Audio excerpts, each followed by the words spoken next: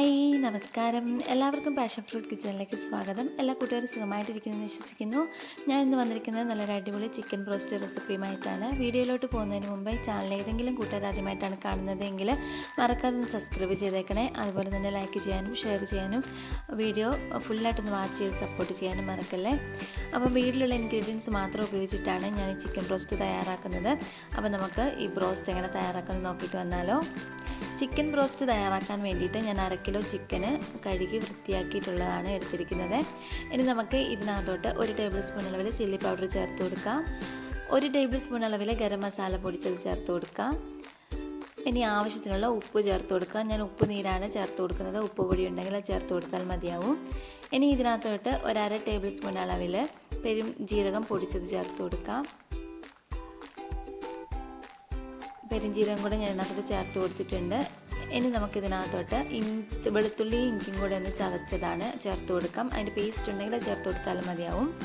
ഇനി നമുക്കിതിനകത്തോട്ട് വിനാഗിരി ചേർത്ത് കൊടുക്കാം. 1 ടേബിൾ സ്പൂൺ അളവ് വിനാഗിരി കൂടെ ചേർത്ത് കൊടുത്തിട്ട് നന്നായിട്ട് ഈ മസാല ചിക്കനിലൊന്ന് തേച്ച് പിടിപ്പിച്ചിട്ട് ഒരു 2 മണിക്കൂർ ഫ്രിഡ്ജിനകത്ത് ഒന്ന് വെച്ച് കൊടുക്കുകയാണെങ്കിൽ നന്നായിട്ട് മസാല പിടിച്ച് വരുവേ. ഞാൻ ഇതിനകത്തോട്ട് 1 ടേബിൾ സ്പൂൺ അളവിൽ സോയാ സോസ് കൂടെ ചേർത്ത് കൊടുത്തിട്ടുണ്ട്. നിർബന്ധമില്ല, ഉണ്ടെങ്കിൽ മാത്രം ചേർത്ത് കൊടുത്താൽ മതിയാവും. നന്നായിട്ട് മാഗ്നേറ്റ് ചെയ്തിട്ട് നമുക്കൊരു 1 മണിക്കൂറോ അല്ലെങ്കിൽ 2 മണിക്കൂറോ നമുക്ക് ഫ്രിഡ്ജ് വെച്ച് കൊടുക്കണം. ഞാനത് ഫ്രിഡ്ജിൽ നിന്ന് വെച്ച് കൊടുക്കുന്നുണ്ട്. ഇനി ഇതിനകത്തോട്ട് ആവശ്യത്തിനുള്ള ഫ്ലോർ നമുക്ക് തയ്യാറാക്കിയെടുക്കാം. അതിനായിട്ട് 2 കപ്പ് മൈദപ്പൊടി എടുത്തിട്ടുണ്ട്. അതിനകത്തോട്ട് ഒരു 1/4 ടേബിൾ സ്പൂൺ അളവിൽ സോഡാപ്പൊടി ചേർത്തിട്ട് നന്നായിട്ടൊന്ന് അരിച്ചെടുക്കുന്നുണ്ട്. പൊടിയെല്ലാം ഒന്ന് അരിച്ചെടുത്തിട്ടുണ്ട്. ഇനി ഇതിനകത്തോട്ട് നമുക്ക് ഒരു 1/2 ടേബിൾ സ്പൂൺ അളവിൽ ചില്ലി പൗഡർ ചേർത്ത് കൊടുക്കാം. ആവശ്യത്തിനുള്ള ഉപ്പുപൊടി ചേർത്ത് കൊടുക്കുന്നുണ്ട്.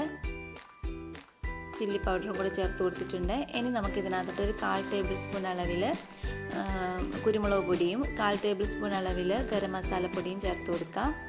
എന്നിട്ട് ഇതെല്ലാം നന്നായിട്ടൊന്ന് മിക്സ് ചെയ്തെടുക്കാം. പൊടിയെല്ലാം നന്നായിട്ടൊന്ന് മിക്സ് ആക്കി എടുത്തിട്ടുണ്ട്.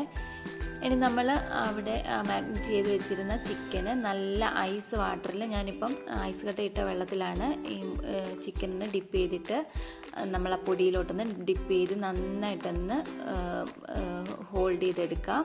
പൊടിയെല്ലാം നന്നായിട്ട് ചിക്കനിൽ പിടിച്ചൊന്ന് നന്നായിട്ട് ആ പൊടിയിൽ വേണം നമ്മൾ ചിക്കനൊന്ന് നന്നായിട്ട് ഇതുപോലെ ഇതിനകത്ത് വീഡിയോ കാണുന്ന പോലെ നന്നായിട്ടൊന്ന് ഡിപ്പ് ചെയ്തെടുക്കണേ.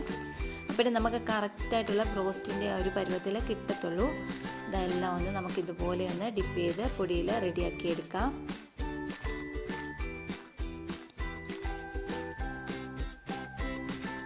ചിക്കനെല്ലാം ഞാനതുപോലെ ആദ്യം നല്ല തണുത്ത വെള്ളത്തിൽ ഒന്ന് ഡിപ്പ് ചെയ്തിട്ട് ആ പൊടി നമ്മൾ തയ്യാറാക്കി വെച്ചിരിക്കുന്ന ആ മൈദയുടെ പൊടിക്കകത്ത് നന്നായിട്ട് ഇതുപോലെ ഒന്ന് പ്രസ് ചെയ്ത് തന്നെ എടുക്കണം. നന്നായിട്ട് പ്രസ് ചെയ്തെടുക്കണം, എന്നാലേ പൊടിയെ ആ ചിക്കനെ പിടിച്ച് കിട്ടത്തുള്ളൂ. ഇതുപോലെ ചിക്കനെല്ലാം ഞാൻ റെഡിയാക്കി എടുക്കുന്നുണ്ട്.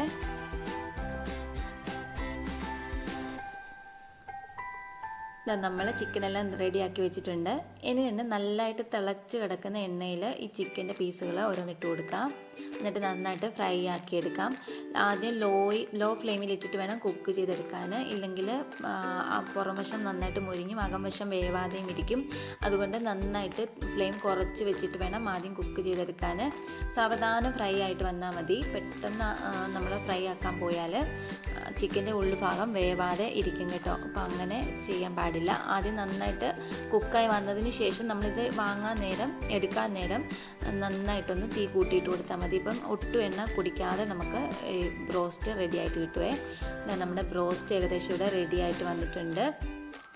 ഇനി നമുക്ക് എണ്ണയിൽ നിന്ന് ഇത് കോരിയെടുക്കാം.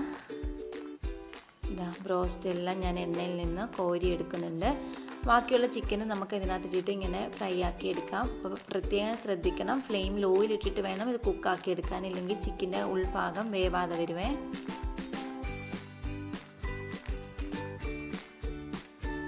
ചിക്കനെല്ലാം ഞാൻ റെഡിയാക്കി എടുത്തിട്ടുണ്ട്. ബാക്കിയുള്ളത് ഇതുപോലെ ഇട്ട് കൊടുത്തിട്ട് നമുക്ക് ഫ്രൈ ആക്കി എടുക്കാം. നമ്മുടെ ചിക്കൻ ബ്രോസ്റ്റ് ഇവിടെ റെഡി ആയിട്ടുണ്ട്. ഞാൻ സെർവിങ് പ്ലേറ്റിലോട്ട് ആക്കിയിട്ടുണ്ട് കേട്ടോ. നല്ല കെച്ചപ്പിൻ്റെ കൂടെ മയോണൈസിൻ്റെ കൂടെ ഒക്കെ സെർവ് ചെയ്യാൻ പറ്റിയ നല്ല അടിപൊളി ഡിഷാണ്. അപ്പോൾ എല്ലാവരും മറക്കാതെ ട്രൈ ചെയ്യണം. ഒരു ഫീഡ്ബാക്ക് കമൻറ്റ് ബോക്സിൽ അറിയിക്കാൻ മറക്കല്ലേ. താങ്ക്